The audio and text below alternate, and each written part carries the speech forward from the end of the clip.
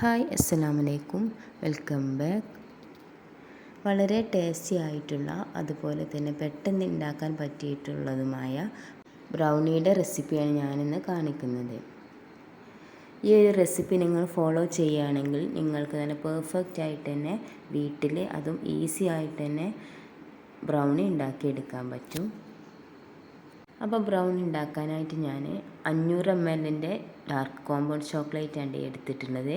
ഇത് മുഴുവനായിട്ട് നമുക്ക് ഇതിലേക്ക് ആവശ്യം വരുന്നില്ല, ഇതിൻ്റെ പകുതി എടുത്താൽ മതി. അതായത് 250 ഗ്രാമാണ് ഞാനിപ്പോൾ ഈ ഒരു ചോക്ലേറ്റ് എടുത്തിട്ടുള്ളത്. അതിൽ നിന്നും ചെറിയൊരു ഭാഗം ഇതുപോലെ ഒന്ന് കട്ടാക്കി മാറ്റിയെടുക്കുക. ഇതെന്തിനാന്ന് വെച്ചാൽ ലാസ്റ്റ് നമുക്ക് ബ്രൗണിയുടെ മിക്സിലേക്ക് ചെറിയ പീസുകളാക്കി ഇട്ട് കൊടുക്കാനാണ്.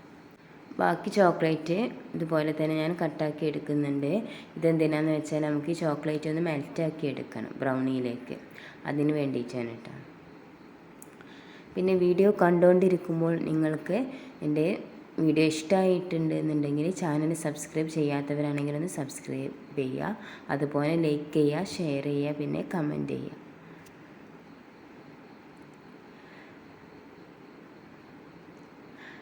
അങ്ങനെ ചോക്ലേറ്റ് മെൽറ്റാക്കി എടുക്കാനായിട്ട് ഞാൻ ഈ പീസൊക്കെ നല്ല ക്ലീൻ ആയിട്ടുള്ള ബൗളിലേക്ക് ഇട്ട് കൊടുക്കുന്നുണ്ട്. അതിനോട് കൂടെ തന്നെ ഇതിലേക്ക് 100 ഗ്രാം ബട്ടർ ചേർത്ത് കൊടുക്കുക. നമുക്കിത് ഡബിൾ ബോയിൽ ചെയ്തെടുക്കണം. അടിയിലൊരു പാത്രത്തിൽ ഞാൻ വെള്ളം വെച്ചിട്ടുണ്ട്. ഇനി അത് തിളച്ച് വരുന്ന സമയത്ത് നമുക്ക് മുകളിലുള്ള ഈ ഒരു ബൗളിലുള്ള ചോക്ലേറ്റൊക്കെ ഒന്ന് മെൽറ്റായി കിട്ടും.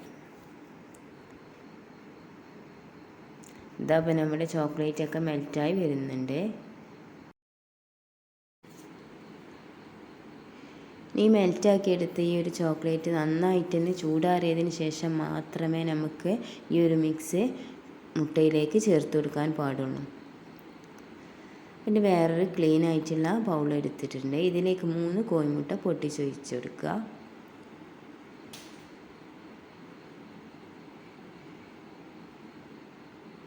റൂം ടെമ്പറേച്ചറിലുള്ള കോഴിമുട്ടയാണ് എടുത്തിട്ടുള്ളത്. അതുപോലെ ചോക്ലേറ്റ് ബട്ടറൊക്കെ തണുപ്പില്ലാത്തത് തന്നെ എടുക്കാൻ ശ്രദ്ധിക്കുക. ഇതിലേക്ക് 1/4 കപ്പ് പൊടിച്ച പഞ്ചസാരയാണ് ചേർത്ത് കൊടുക്കുന്നത്. ഈ ഒരു ബ്രൗണി ഉണ്ടാക്കാൻ നമുക്ക് ബീറ്ററിൻ്റെ ഒന്നും ആവശ്യം വരുന്നില്ല. ഈ ഒരു പഞ്ചസാരയും മുട്ടയും നന്നായിട്ടൊന്ന് മിക്സ് ആക്കി കിട്ടിയാൽ മതി. അല്ലാതെ സാധാരണ നമ്മൾ കേക്ക് ഉണ്ടാക്കുന്ന സമയത്ത് മുട്ട നല്ല പതപ്പിച്ചെടുക്കും, അങ്ങനെയൊന്നും ചെയ്യേണ്ട ആവശ്യമില്ല. ഈ പഞ്ചസാരയും കോഴിമുട്ട നന്നായിട്ടൊന്ന് മിക്സായി കഴിഞ്ഞാൽ ഇതിലേക്ക് നമ്മൾ നേരത്തെ മാറ്റി വെച്ചിട്ടുള്ള നന്നായിട്ട് ചൂടാറിയതിന് ശേഷം മാത്രമേ ഈ ഒരു ചോക്ലേറ്റ് മിക്സ് ഒഴിച്ചു കൊടുക്കാൻ പാടുള്ളൂ. ഇത് നല്ലോണം ഈ ഒരു മിക്സിലോട്ട് നന്നായിട്ട് തന്നെ ചേരുന്ന വിധത്തിൽ മിക്സാക്കി എടുക്കുക. അതിന് ശേഷം വേണ്ടിയിട്ട് ഇതിലേക്ക് ഫ്ലോർ ഇട്ട് കൊടുക്കുക. 1/4 കപ്പ് മൈദയും 1/4 കപ്പ് കൊക്കോ പൗഡറുമാണ് ഞാൻ എടുത്തിട്ടുള്ളത്. ഇതിലേക്ക് ഒരു നുള്ളു ഉപ്പും കൂടി ചേർത്തിട്ട് 2-3 പ്രാവശ്യം ഒന്ന് അരിച്ചെടുക്കുക. അതിന് ശേഷം വേണ്ടിയിട്ട് ഈ ഒരു മിക്സിലേക്ക് ഈ ഒരു ഫ്ലോർ ഇട്ട് കൊടുക്കാൻ. ഇത് ഈ ഒരു മിക്സ് നന്നായിട്ട് തന്നെ ഒന്ന് യോജിപ്പിച്ചെടുക്കുക. ഇത് നല്ലോണം ഒന്ന് മിക്സായി കഴിഞ്ഞാൽ നമ്മൾ നേരത്തെ മാറ്റി വെച്ചിട്ടുള്ള ചോക്ലേറ്റ് ഉണ്ടല്ലോ, ഞാൻ പീസാക്കി വെച്ചിരുന്നു, ആ ഒരു പീസ് ഈ ഒരു സമയത്താണ് ഇതിലേക്ക് ചേർത്ത് കൊടുക്കേണ്ടത്.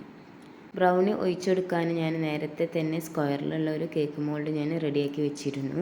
അടിയിൽ ബട്ടർ തേച്ചിട്ട് അതിൻ്റെ മുകളിൽ ഞാൻ ബട്ടർ പേപ്പർ ഇതുപോലെ വെച്ച് കൊടുത്തതാണ്. ബ്രൗണി ഉണ്ടാക്കുന്ന സമയത്ത് ഇതുപോലെ ബട്ടർ പേപ്പർ വെച്ച് കൊടുക്കണം. ഞാനിത് ഓവനിലാണ് വെക്കുന്നത്, നിങ്ങൾക്ക് സ്റ്റൗ ടോപ്പിലും വെക്കാം. ഞാൻ 200 ഡിഗ്രി സെൽഷ്യസിൽ 30 മിനിറ്റാണ് ഞാൻ ബേക്കാക്കി എടുത്തിട്ടുള്ള സമയം. അപ്പോൾ അത് നല്ല പെർഫെക്റ്റ് ആയിട്ട് തന്നെ നമുക്ക് ബ്രൗണി കിട്ടിയിട്ടുണ്ട്. മേലൊക്കെ ക്രാക്കൊക്കെ വീണിട്ടുണ്ട്. ഇത് ചൂടാറിയതിന് ശേഷം ഇതുപോലെ ഞാൻ കട്ടാക്കി എടുക്കുന്നുണ്ട്. ഇത് 9 പീസാണ് കിട്ടിയിട്ടുള്ളത്. നല്ല അത്യാവശ്യം നല്ല വലിപ്പമുള്ള 9 പീസ് കിട്ടിയിട്ടുണ്ട്. ബ്രൗണി കടയിൽ നിന്ന് വാങ്ങിക്കുന്ന സമയത്ത് ഒരു പീസിന് തന്നെ വലിയ വില കൊടുക്കണം.